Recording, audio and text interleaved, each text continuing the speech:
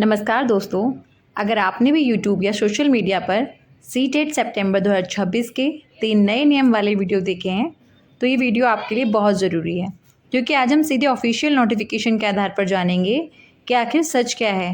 क्या वास्तव में नए नियम लागू हुए हैं या अफवाह है। इस वीडियो को अंत तक ज़रूर देखें, क्योंकि एक छोटी सी गलत जानकारी आपकी तैयारी को प्रभावित कर सकती है। मैंने सीटेट सितंबर 2026 का पूरा ऑफिशियल बुलेटिन पढ़ा है। उसी के आधार पर आज आपको मैं एक एक बात बिल्कुल आसान भाषा में समझाऊंगी, बिना किसी अफवाह व भ्रम के। तो चलिए शुरू करते हैं।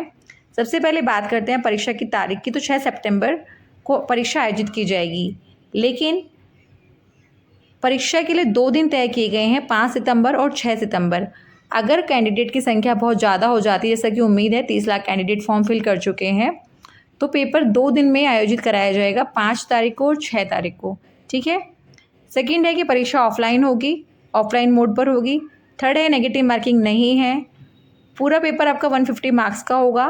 पेपर 2 लेवल के होंगे, पेपर 1 और 2। प्राइमरी के लिए पेपर 1, सेकेंडरी के लिए पेपर 2। यदि दोनों स्तरों पर आपको टीचर बनना है तो आपको दोनों पेपर देने होंगे। प्राइमरी का टीचर बनना है तो आपको पेपर फर्स्ट देना होगा।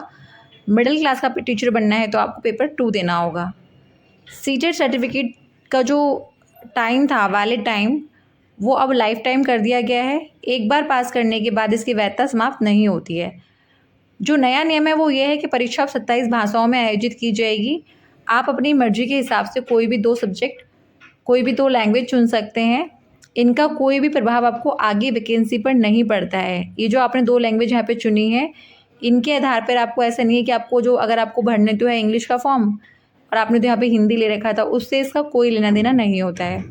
नेक्स्ट पॉइंट है, जब आप एग्ज़ाम सेंटर पहुंच जाओगे तो आपके पास ओरिजिनल फ़ोटो आईडी और एडमिट कार्ड होना चाहिए।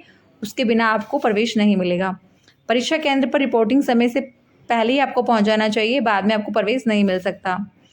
और आवेदन में गलती सुधारने के लिए करेक्शन विंडो कुछ सीमित टाइम के लिए खोली जाती है। तभी अगर आपका कोई करेक्शन है तो आप तभी कर लीजिए, बाद में आपको ऐसा मौका फिर नहीं मिलता है।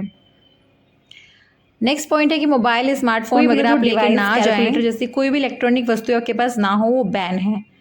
प्रश्नों का जो लेवल है वो एनसीएफ और विद्यालय शिक्षा की अवधारणाओं पर ही आधारित होता है। आपको रटने पर फोकस नहीं करना, फैक्ट से आपका काम नहीं चलने वाला। आपके पास कंसेप्ट की नॉलेज, कंसेप्चुअल अंडरस्टैंडिंग आपके पास होनी चाहिए। ठीक है फ्रेंड्स। पास होने के लिए न्यूनतम अंक है आपका 60% जर्नल बच्चों के लिए, यानी कि आपको 90 मार्क्स लाने होंगे। और जो आरक्षित बच्चे होते हैं उनके लिए 82 मार्क्स लाने होते हैं उन बच्चों को। इस बार भी कोई नया एग्ज़ाम पैटर्न या कोई नेगेटिव मार्किंग, कोई बड़ा नया नियम नहीं वेबसाइट पे डाला गया है। कोई आधिकारिक नोटिफिकेशन में ऐसा कुछ कोई बड़ा नियम नहीं आया है कि एग्ज़ाम का पैटर्न जिससे चेंज हो जाए या नेगेटिव मार्किंग ऐड हो गई हो, ऐसा कुछ भी नया नियम नहीं आया है। तो अब हम कह सकते हैं कि सीटेट 2026 में कोई बड़े नए नियम नहीं लागू किए गए हैं। सोशल मीडिया पर जो यूट्यूब पर बातें फैल रही हैं वो सब भ्रामक हैं, और ऑफिशियल नोटिफिकेशन में केवल महत्वपूर्ण निर्देश दिए गए हैं जो मैंने आपको बता दिए।